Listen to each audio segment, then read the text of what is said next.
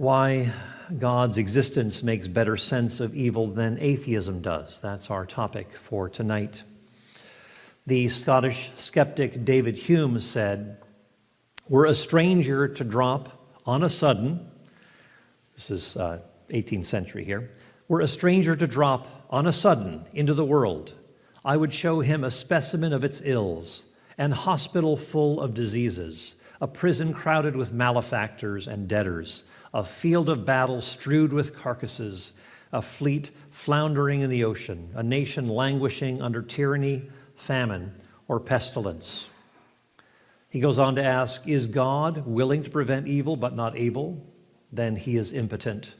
Is he able but not willing? Then he is malevolent. Is he both able and willing? Whence, then, is evil? Back in 2018, I received a letter from a Colorado pastor, and he told me that he was withdrawing from service in the church.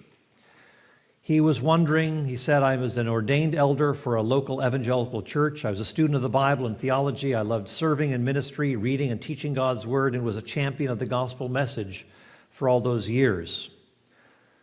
But about 5 years ago, a 10-year-old girl was raped and brutally murdered, her body dismembered, by a demented high school student who lived in the same neighborhood. She was a guest of our church, whose neighbor across the street brought her to Sunday school with their daughter and was told she trusted in Jesus Christ as her Savior on one of those visits. The girl's mom was invited to our church many times but wasn't interested in checking it out. After her death, we memorialized her death and visited with her mom many times to try to comfort her, but to no avail. She wanted to know, where was God to protect her precious daughter? We didn't have an answer.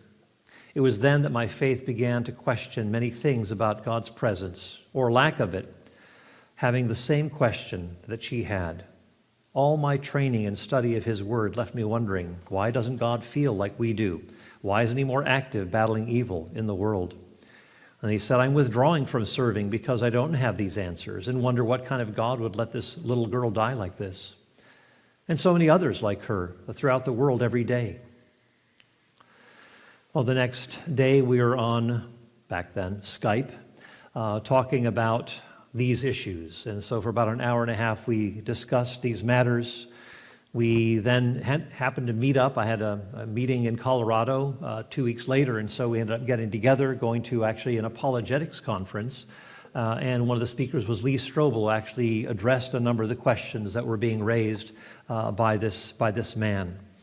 And so he was raising something that I think is, perhaps often goes unaddressed, or perhaps we just don't even take seriously some of the deep evils that are existing. We maybe gloss over them. And so that's why, George, I appreciated your mentioning some of these things that were very close to home, very powerful examples of evil and suffering in the world. One of the things about the Christian faith that I love is that it takes evil seriously, and we'll unpack some of these things shortly. But Jesus himself said in John 16:33, in this world you will have trouble. In this world you will have trouble. I'm a Christian, I shouldn't face troubles. God, why are you letting troubles come on? In this world you will face trouble. But be of good cheer. I have overcome the world. John 16:33. The Christian philosopher Marilyn McCord Adams talked about real evils. And she said, I want to give a list of paradigmatic or kind of, exemplary horrors. Ones that if you have any questions, you say, does evil really exist? No, here are some. And if you don't see that these are evil, you need some help. And so she says, here are some examples, some paradigmatic horrors. The rape of a woman and axing off her arms. Psychophysical torture whose ultimate goal is the disintegration of personality. Betrayal of one's deepest loyalties, cannibalizing one's own offspring, the child abuse of the sort described in Ivan Karamazov, child pornography, parental incest, slow death by starvation, participation in the Nazi death camps, having to choose which of one's children shall live and which will be executed by terrorists. I regard these as paradigmatic because I believe most people would find in the doing or suffering of them primary, kind of initial reason to doubt the positive meaning of their lives. The late atheist philosopher Richard Gale said this. He said, "The widespread existence of evil is the greatest challenge to the rationality of belief in God of traditional theism, who has every perfection to an unlimited extent, among which are being omnipotent, all-powerful, omniscient, all-knowing, omnibenevolent, all-good, and sovereign, all-determining." So here before us is the leading argument against God's existence, the problem of evil. But what I want to present to you tonight is that despite the prevalence of evil, to abandon the biblical understanding of God is actually to cut ourselves off from the most robust resources available for actually responding to the problem of evil. So here's my point. We're going to unpack that. But the problem of evil, if you give up on God, only gets worse. What are those additional resources if you're an atheist? If you get rid of God, what is the better solution? Bertrand Russell said, what do you say as a believer in God to a child dying of cancer sitting at the bedside? Well, I think there's a lot to say as a Christian. But what does an atheist say is what I want to know. What? Tough luck? Sorry, it didn't work out. That's it. Over and out. What are the resources that atheism provides that are an improvement? I say that there are none. There are no improvements. Getting rid of God only multiplies or exacerbates the problem. So what I want to do is just kind of give you 7 points to consider. First of all, why is the gospel, why is the Christian faith, why is belief in God to be preferred intellectually over, say, atheism or naturalism? First of all, the reality of evil. Secondly, the definition of evil. Thirdly, human value and evil. And then fourthly, I'll talk about certain philosophical responses to evil, that the Christian faith does have resources to address the intellectual questions. Then we'll talk about human evil and the need for divine grace and redemption. Then sixthly, we'll talk about cosmic justice and evil. And then finally, perfect eternal happiness and evil. So those are the 7 points. I'll unpack them, but I just gave you a little bit of a head start here in where I'm going. But before we look at those 7 points, I want to say, first of all, that there are right questions to ask and there are wrong questions to ask as we approach the problem of evil. The wrong question to ask is why? Or why could God allow this to happen? Well, the problem is we set ourselves up for disappointment and despair because we expect that we should know why this or that particular evil happens, and we have no assurances that this is a guarantee if we're Christians or believers in God.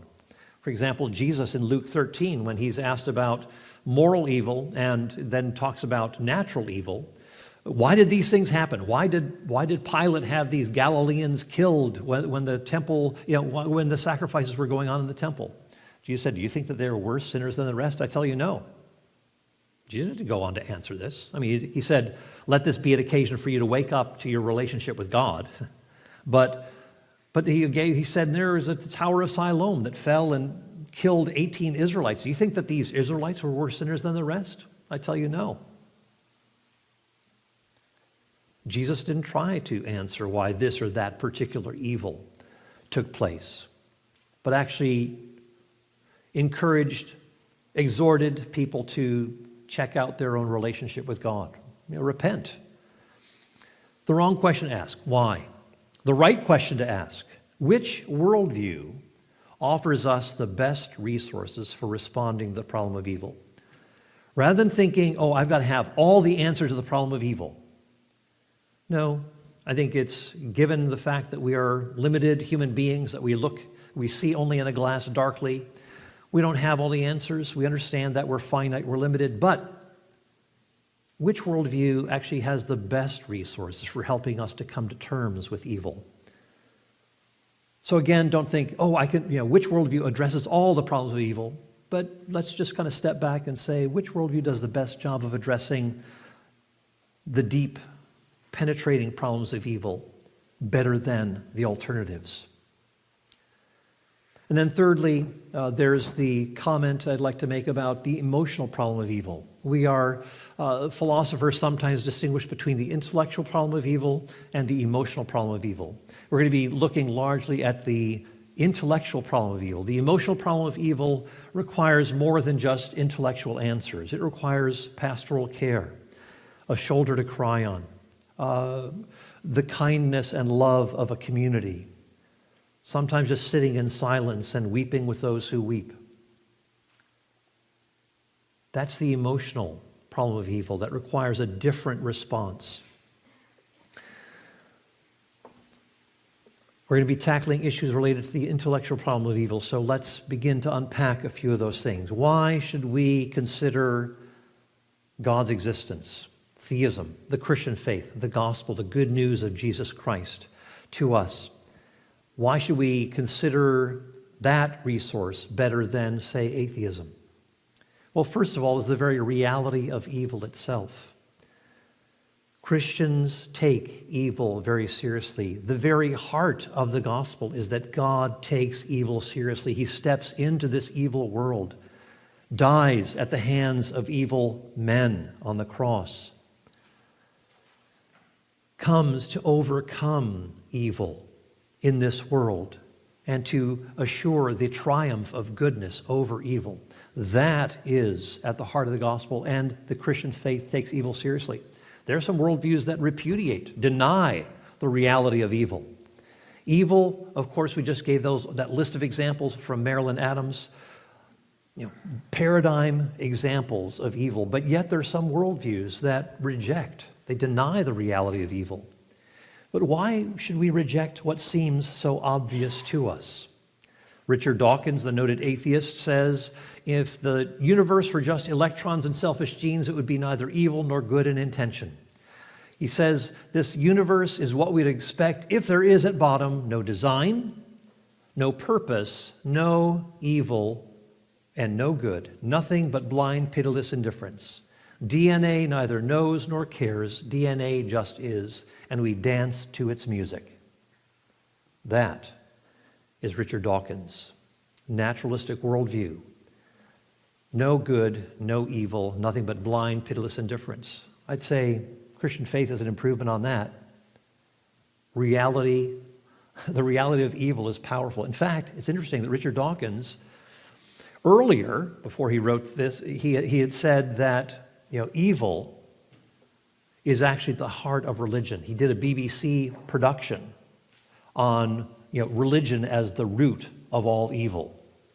But yet here he's saying, no, there's no good or evil, nothing but blind, pitiless indifference. When it comes to attacking religion, yeah, that's evil. So which is it? At very minimum, the Christian faith has this going for it. It doesn't deny the pervasive problem of evil that other worldviews do. Think of various Eastern philosophies that call evil an illusion, Maya. Christian science says that there is no such thing as evil, it's just wrong thinking, and so forth. But the Christian faith takes evil seriously.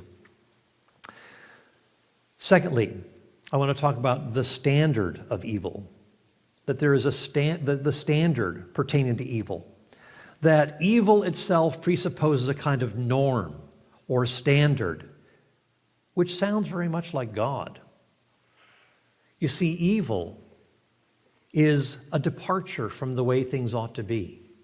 When we say, this ought not to be, no, that should not happen, we are talking about something that is a standard that is being violated.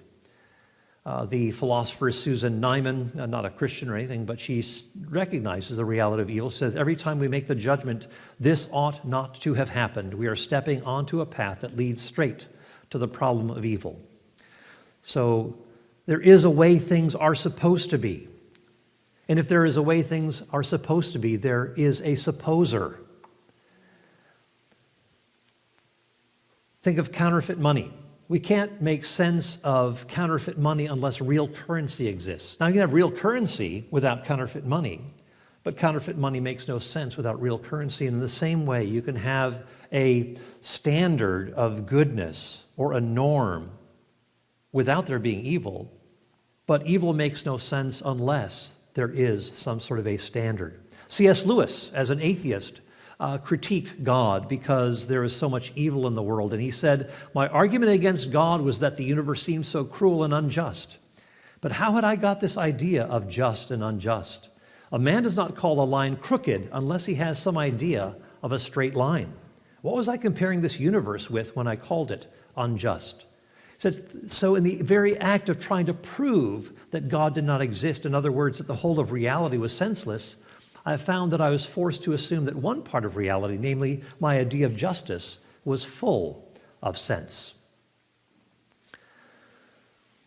Now, this quotation that I gave you from Richard Dawkins, that view of naturalism, that nature is all the reality that there is this, naturalism is unable to account for evil. It's unable to make sense of evil. What is naturalism? Let me give you 3 isms very quickly. Naturalism holds that matter is the only reality. Materialism. The only reality is matter. Molecules in motion, etc. So, materialism. The second ism is determinism. That each event is the result of prior physical forces going all the way back to the beginning of the universe. Of course, raises the question, how did the universe get here? But that's for another time. So, materialism. Matter is all the reality there is. Determinism. Each event is the result of prior physical forces going all the way back to the Big Bang. If you had to rewind the tape, it'd be the very same thing. No free will, no choice, no personal responsibility, simply dancing to the music of your DNA. And then the third ism is scientism. Science alone gives us knowledge. Of course, raises the question, how can you scientifically prove that all knowledge must be scientifically provable? That's a philosophical assumption, not the result of scientific research. But the assumption is that science alone gives us knowledge. And the Christian philosopher Alvin Plantinga said, could there really be any such thing as horrifying wickedness if naturalism were true? I don't see how. There could be such a thing only if there is a way rational creatures are supposed to live, obliged to live. Now, naturalism can perhaps accommodate foolishness and irrationality, acting contrary to what are or what you take to be your own interests. It can't, however, accommodate appalling wickedness. Accordingly, if you think there is really such a thing as horrifying wickedness, that is, that there is not just a mere illusion of some sort, and if you think that the main options are naturalism and theism, then you have a very powerful theistic argument from evil. Remember that quotation from Richard Gale, that the problem of evil is the greatest argument against God's existence? Well, here we actually have a turning of the tables here, that the existence of evil actually serves as a pointer toward God's existence rather than away from him. We have a powerful theistic argument from evil because there is that standard, the reality of something that is a norm from which evil is a deviation. Now, there's some naturalists, I'm talking about these strict naturalists who are, they follow those 3 isms to the letter. Now, there are others who want to cheat a little bit, and so they believe that, no, human beings have dignity and worth, there is such a thing as moral value, there are moral duties, that consciousness and beauty and all these things exist. And it looks like they're borrowing from the package of theism, a worldview like theism that actually offers us the resources to make sense of morality and human dignity and consciousness and so forth. So I'm not going to go into too much detail here, but suffice it to say that that evil, which is the leading anti-theistic argument, turns out to be an argument for God's existence. That if objective moral values exist, then God most likely exists. Evil exists, and evil is an objective negative moral value. Therefore, God most likely exists. And the fact that naturalism is such a dominant theme in the academy today, the philosopher Stuart Getz says, if you think that there is a problem of evil, then you must, if you are consistent, break ranks with contemporary philosophical orthodoxy in the university. He says, ultimately, if you're a strict naturalist, there is no problem of evil. So we've looked at the fact that the Christian takes the reality of evil seriously. It takes the standard of evil seriously. Thirdly, the Christian takes human value seriously. You see, even if atheists take human value seriously, the question is, on what basis do humans have value? Now, the Christians readily acknowledge human beings are made in the image of God. We're made with dignity and worth. But if there is no God, it's hard to see how valuable beings could emerge from valueless processes. Why think that human beings have value if we've come from molecules in motion? Without God, the source of value, a lot of atheistic criticisms from evil are difficult to support. Where does value come from? Where do human rights come from, and so forth? So that's the third advantage that the Christian faith has over atheism or naturalism. Let me just offer, fourthly, some philosophical responses to the problem of evil. It's not as though the Christian faith doesn't have any robust intellectual resources to offer the atheist who brings up the problem of evil. One problem of evil that is brought up is what's called the logical problem of evil. David Hume, I gave you the example that if God is all good and all powerful, then evil presumably should not exist. So you cannot, as one philosopher said, J.L. Mackie from Oxford, he said you can't have that you can't hold to these three propositions that God is all good, that God is all powerful, and that evil exists. There's an inherent contradiction. Well, hold on a minute. All you need to do is add a fourth statement, a fourth proposition, and say God has morally sufficient reasons for permitting evil. Now, we may not know what they are, but it just undercuts the entire logical argument against evil. See, this argument presupposes a lot of baggage. There are a lot of things that are being presupposed here that, for example, a God that exists has to necessarily get rid of all evil. But what if getting rid of certain evils actually means creating greater evils? For example, overriding human freedom, which is a great good. So those are the sorts of questions that need to be teased out in the logical problem of evil. But all we need to do, as I said, is add that fourth statement that God has morally sufficient reasons for permitting evil, even if I don't know what they are. That's okay. I don't have to answer that question. But if an all-wise God knows these things, then that is sufficient to rebut the logical argument. Now, some people say, in fact, this argument, the logical problem of argument, really isn't around anymore. It's been thoroughly debunked, and Alvin Plantinga, whom I quoted earlier, basically was responsible for bringing an end to that argument in the academy. So the logical problem of evil, even atheists acknowledge that that the logical argument has been consigned to the dust bins or the garbage cans of philosophical history. But where people tend to go as a kind of an argument that they kind of a backup argument is the probabilistic problem of evil. Now here it gets a little messy. See, it's not as tidy an argument as the logical argument is, but the logical argument doesn't work. So you've got to go probabilistic. And so you basically say that God's existence, okay, I granted that it's logically possible, but God's and evil's coexistence is highly improbable. So we're going from a necessary argument that it's logically impossible that God and evil could coexist to, okay, it's logically possible that they could coexist, but highly improbable given the vast amounts of evil in the world. And this raises the question, are we in the best position to determine these sorts of things? Just because I don't know what God's possible reasons are for permitting evil doesn't mean that they don't exist.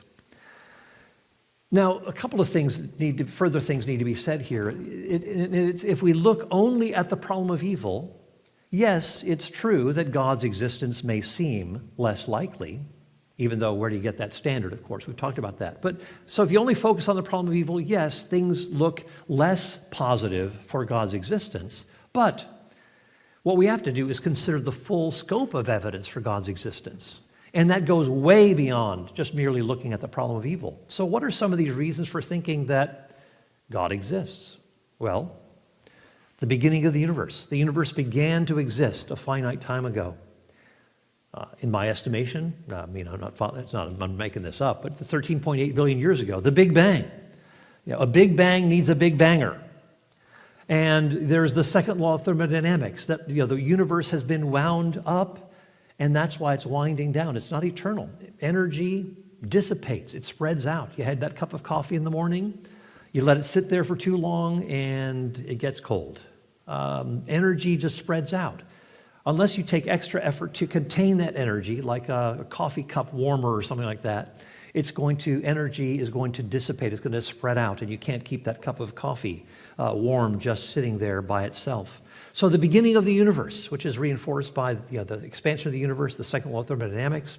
There's also the fact that the universe is finely tuned to a razor's edge of balanced cosmic constants that permit life to exist. So we live in a life-permitting universe. But that's not all. We have not just a universe and not just a life-permitting universe, we also have a life-producing universe. Just because you have a life-permitting universe doesn't guarantee that life is going to exist. So we have somehow matter yielding to life. How did that happen? Well, experiments have been going crazy to try to nail this down. How can you get life from non-living matter? And some people say, well, one day we're going to be able to do that. Well, even if that's true, it would just go to show that it takes a lot of intelligent planning to get life from non-living matter. But that's yet another thing. So the universe is not just life-permitting. It's got to be not just life-permitting, not just life-producing, but it's also got to be life-sustaining. That's yet another level.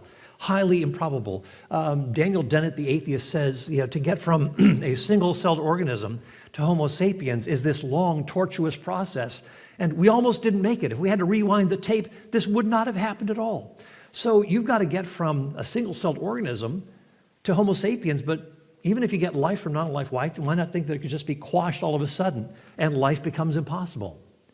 Now, of course, if God exists, all of this is a cakewalk.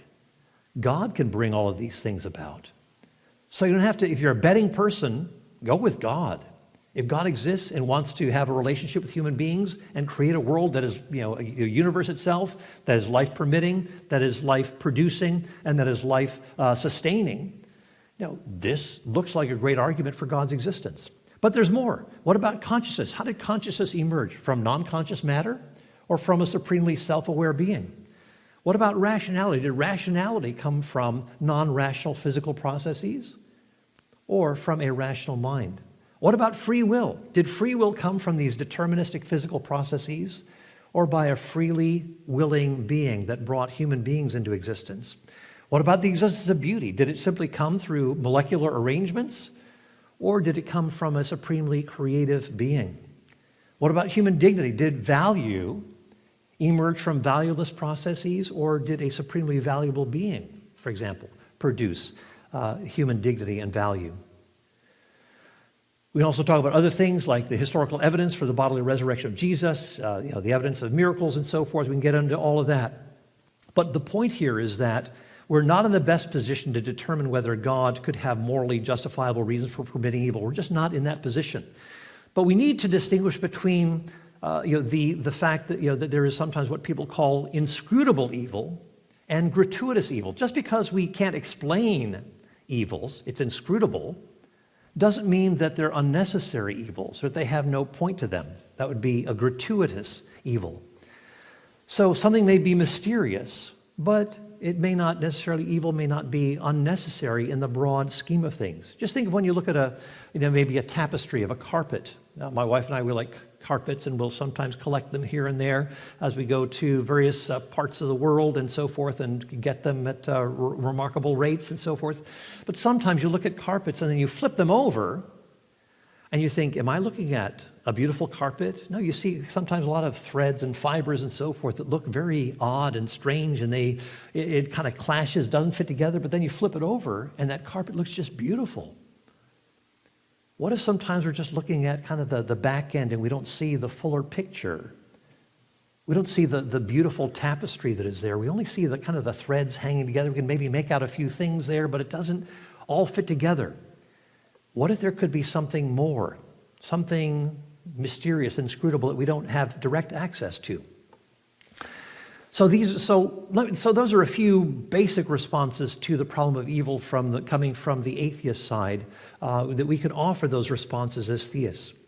Let me quickly move on to my fifth point. So we've talked about the reality of evil. The Christian faith takes evil seriously. There's a standard pertaining to evil that it presupposes, that evil presupposes a standard from which evil is a deviation. We've talked about human beings having dignity and worth. Where did that come from? The problem of evil often presupposes the dignity of human beings, but naturalism or atheism doesn't actually give us the resources to ground that dignity and worth.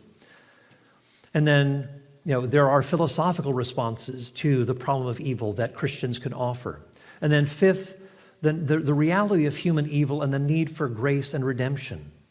When we look at evil, we see that there is grace and redemption that are, in a sense, begging to enter the picture.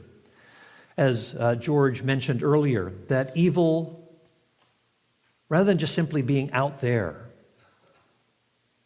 bad people doing things to other people, there's also evil within each human heart, because each of us fails to live up to the moral standards that we know to be right.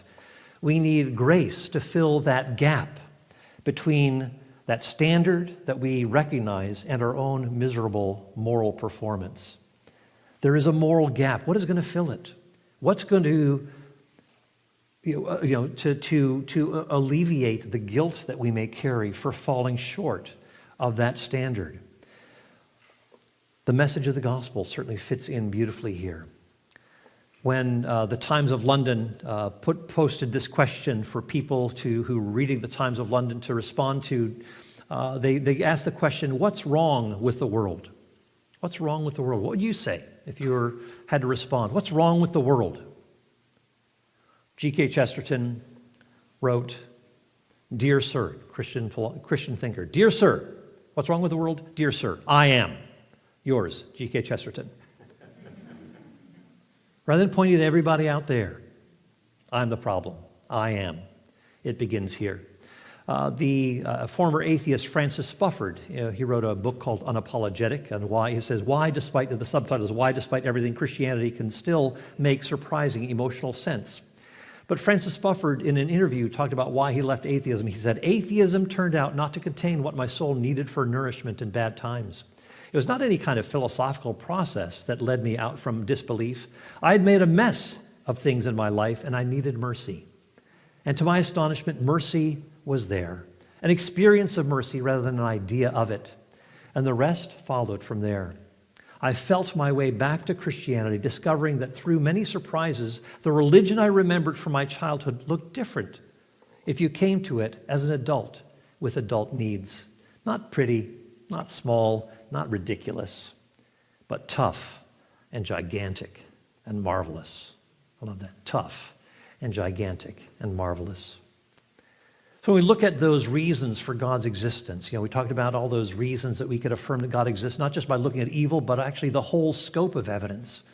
If there is a God that exists, that is responsible for the beginning and the fine-tuning of the universe, for consciousness and human dignity and worth and so forth, in a world of evil, what has this God done to help humanity? Well, as we said, God has actually gotten involved in the world rather than remaining detached from it. Doesn't just wind up the universe and let it go. God steps into this world. He gets his feet dirty and his hands bloody to redeem the world. Again, that philosopher Alvin Plantinga says, as the Christian sees things, God does not stand idly by, coolly observing the suffering of his creatures. He enters into and shares our suffering. He endures the anguish of seeing his Son, the second person of the Trinity, consigned to the bitterly cruel and shameful death of the cross. Some theologians claim that God cannot suffer. I believe they are wrong. God's capacity for suffering, I believe, is proportional to his greatness. Interestingly, Tom Holland, the author of the book Dominion, he's an agnostic historian, but he wrote an essay prior to writing this book, and he talks about, he says, why I was wrong about Christianity. He studied the classical world, of the Greco-Roman world, and he said, the longer I spent immersed in the study of classical antiquity, the more alien and unsettling I came to find it. It It was not just the extremes of callousness that I came to find shocking, but the lack of a sense that the poor or the weak might have any intrinsic value. As such, the founding conviction of the Enlightenment, that it owed nothing to the faith into which most of its greatest figures had been born, increasingly came to me to seem unsustainable. He said the notion that a God might have suffered torture and death on a cross back in the first century was so shocking as to appear repulsive. Familiarity with the biblical narrative of the crucifixion has dulled our sense of just how completely novel a deity Christ was, kind of crashing into the Greco-Roman world. In the ancient world, it was the role of gods who laid claim to ruling the universe, to uphold its order by inflicting punishment, not to suffer it themselves. Today, even as belief in God fades across the West, the countries that were once collectively known as Christendom continue to bear the stamp of the 2 millennia-old revolution that Christianity represents.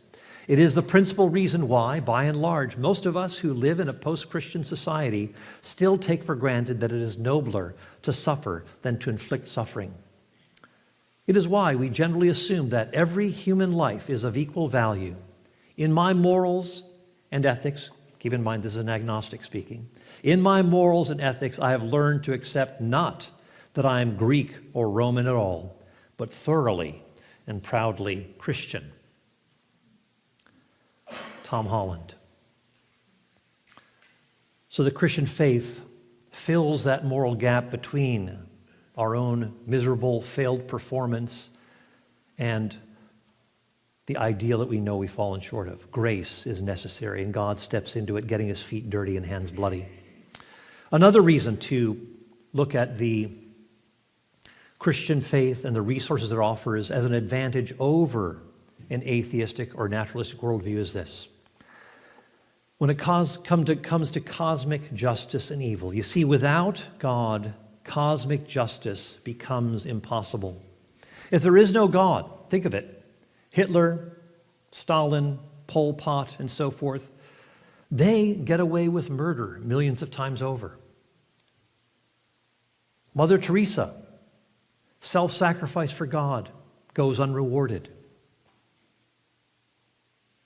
How does that work? People getting away with murder millions of times over, Mother Teresa, self-sacrificing, ends up in the same place. You see, in earthly justice, it would be a terrible society if murderers and rapists were never called to account or punished for their actions. What about cosmic justice? You see, unlike atheism or naturalism, the existence of a good God guarantees that justice will be carried out and that wrongs will be put right. No one will get away with murder, and self-sacrifice for God and others will not be in vain.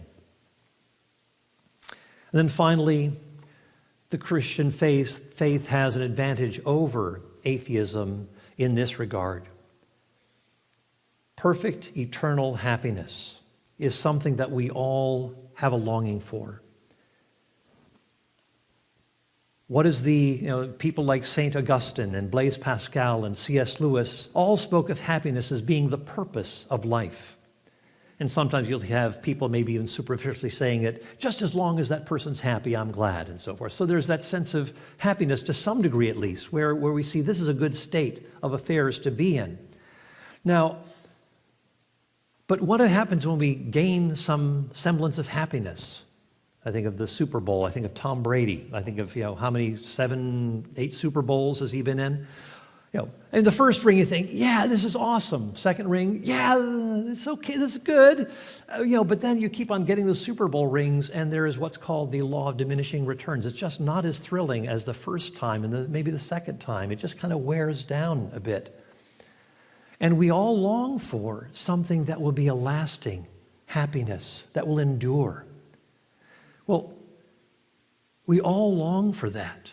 But if God does not exist, that deep human longing that we all have for that eternal perfect happiness will not be realized. Maybe somebody will get lucky and win a Super Bowl or 2 or 3 or 4. But again, even that doesn't bring that level of happiness that we all want to experience. We can all grasp this purpose of life, which is, again, to experience this perfect and complete happiness. And the scriptures emphasize how this state is available to all people, that this is an intrinsic good, the purest pleasure, and it is to be found in union with God. And so even if there are evils in the world, this does not prohibit us from realizing the purpose of our lives, that we can achieve too by God's grace, that perfect union with God and enjoy that perfect happiness. God's existence guarantees that this happiness can come together with a life that is committed to God, that is given over to God, that abandons selfishness, that abandons pride, and humbles oneself before God. You see, the Christian faith doesn't merely look at the problem of evil as a one-world scenario. It is a two-worlds model that is needed to address the problem of evil. You see, atheism only has one world to deal with, and it is this one. But if there is a world to come, there is cosmic justice that will be done. There will be a reward that is given. There will be joy and peace. It's sort of like the fairy tales. J.R.R. Tolkien said that the gospel message is basically summarized in our best fairy tales that begin with joy and end with joy. You know, once upon a time, there lived a king and a queen, and the story goes, there is happiness, there is joy, but then there's something that intrudes into that joy, and everyone is languishing. Everything is dysfunctional. There is curse. There's groaning under the load, and then some champion comes in, vanquishes evil, rescues the situation, and they lived happily ever after. And that is what the gospel is talking about. And J.R.R. Tolkien and C.S. Lewis talked about how Jesus is not just some sort of one further myth, but his myth became fact. All the best ideals within our world, the stories in various religions and philosophical ideas, these are encapsulated, embodied in Jesus, who himself is the source of wisdom and knowledge. As Paul says, in him are hidden all the treasures of wisdom and knowledge. Jesus is the historical embodiment of all of these great ideals, these pointers to an ultimate realization in this world. And so that's why when we look at the world around us, when we see the suffering and so forth, no wonder the Apostle Paul says in 2 Corinthians 4:17, "For our light and momentary afflictions are achieving for us an eternal glory that far outweighs them all." Here is basically a quotation from the Elizabeth Gaskell's novel North and South, where Elizabeth Gaskell is quoting this young girl who is a factory worker who is ill and who eventually dies. She's working in this cotton mill, and she says, "I think if this should be the end of all, if all I have been born for is just to work my heart and life away and to sicken in this dreary place with these millstones in my ears forever until I could scream out for them to stop and let me have a little peace of quiet, and with the fluff filling my lungs until I thirst to death for one long deep breath of the clear air, and my mother being gone and I never able to tell her again how I loved her, and of all my troubles, I think if this life is the end and that there is no God to wipe all tears from all eyes, I could go mad."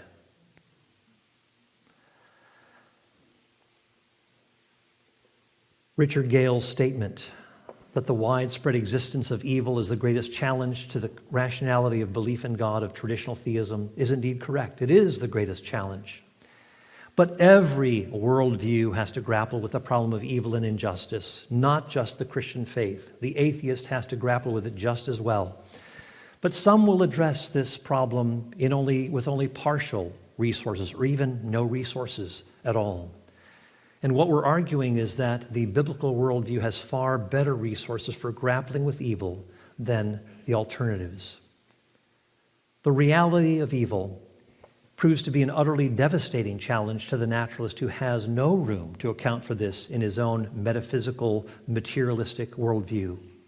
Again, if we get rid of God, particularly the biblical God revealed in Jesus Christ, who has come to rescue us, we only make matters worse when it comes to accounting for the reality and the implications of evil. As Peter said to Jesus, I think it's fitting here in John 6:68, Peter, after many people had been leaving Jesus after his hard teachings, Jesus said, "Are you disciples also going to depart from me?" And Peter said to Jesus, "Lord, to whom else shall we go? You alone have the words of eternal life." And so I leave you with those thoughts as you reflect on the problem of evil, that the Christian faith is indeed the place to look for those resources, unlike the alternatives that are available out there. Thank you for listening. Looking forward to your questions.